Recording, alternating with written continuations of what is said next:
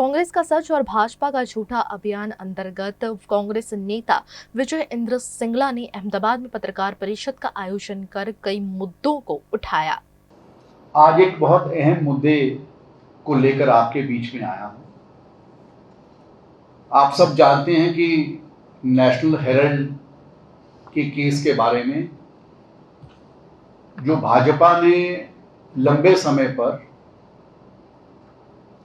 Congress party की हमारी CPP की नेता सोनिया जी,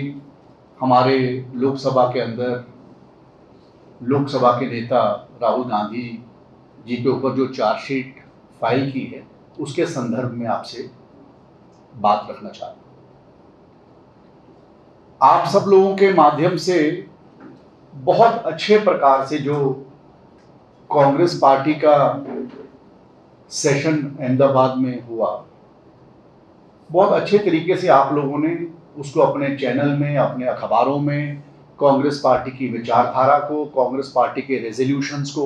बहुत अच्छे से लिखा, मजबूती से लोगों तक पहुंचाने का कार्य किया। मैं धन्यवाद भी करता हूं। पर वही एक कारण था कि जब कांग्रेस पार्टी ने उस अधिवेशन के तहत इस देश के जो मुद्दे थे, राहुल गांधी जी ने, खरगे साहब ने अधिवेशन के तहत लोगों तक उन मुद्दों को रखने की बात की, चाहे महंगाई की बात थी, प्राइस राइज की बात थी, किस प्रकार से हमारे देश के प्रधानमंत्री अमेरिका में जाकर ट्रंप के साथ एक नज़दीकी रिश्ते की बात करते हैं, और जब व्यापार की बात आती है तो किस प्रकार से टैक्स हमारे लोगों के ऊपर लगता है, किस प्रकार से आपने देखा जब बीजेपी की सरकार इस देश में आई, शिक्षा, स्वास्थ्य, बेरोजगारी को खत्म करने का बदलाव इस देश में लेके आने की बात रखी, और किस प्रकार से बीजेपी की सरकार चाहे प्रदेश के अंदर है चाहे देश के अंदर, उन्होंने इन मुद्दों से अपनी आंखों को सोच किस तरह की है। आज देश के अंदर विभिन्न मुद्दे, महंगाई का मुद्दा हो, लोगों की को जो कमजोरी महसूस हो रही है, बेरोजगार युवाओं को जो रोजगार का वादा था वो नहीं मिल पा रहा, वो सभी मुद्दों को भड़काने के लिए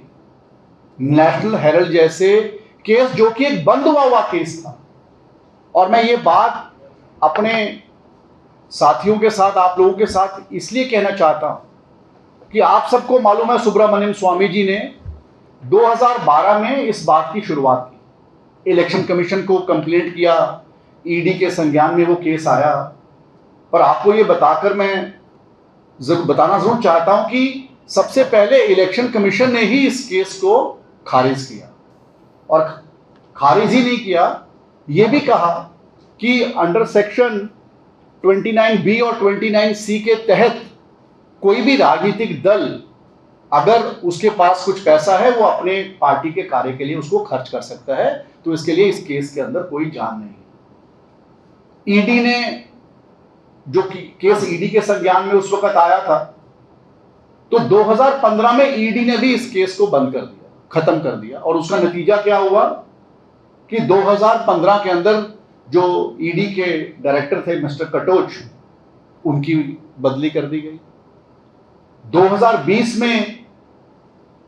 जब सुब्रमण्यम स्वामी जी ने कोर्ट के अंदर क्रॉस एग्जामिनेशन करने के लिए अपने कागज को वापस लिया, उसके बाद से लगातार बीजेपी ने इसको अपनी तरफ से इसके कागज को कंप्लीट बनाया। और आप सब जानते ही हैं कि जो ईडी है वो तो आज बीजेपी का इलेक्शन डिपार्टमेंट की तरह काम करता है, और जो काम उन्होंने किया, डायरेक्टली बीजेपी ने नेशनल हेराल्ड के ऊपर कंप्लेंट दी ताकि उसके ऊपर कार्रवाई हो सके, और फिर कुछ संपत्ति का एक अटैचमेंट ऑर्डर आया 2023 में,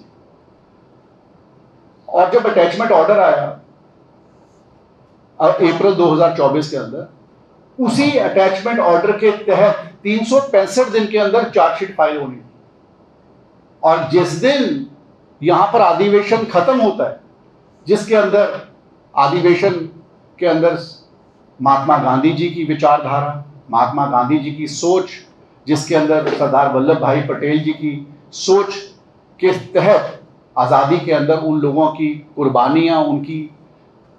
पश्चात के अंदर रही मजबूत तरीके से इस देश को बांधने का काम, वो सभी डेट्स को अगर आप देखो तो 365 दिन, जब ईडी को चार्जशीट फाइल करने के लिए 1 साल का वक्त था, तो 365वें दिन जाकर ईडी ने चार्जशीट फाइल की। तो इससे क्या समझते हो आप? एक केस जिसको इलेक्शन कमीशन बंद कर चुका,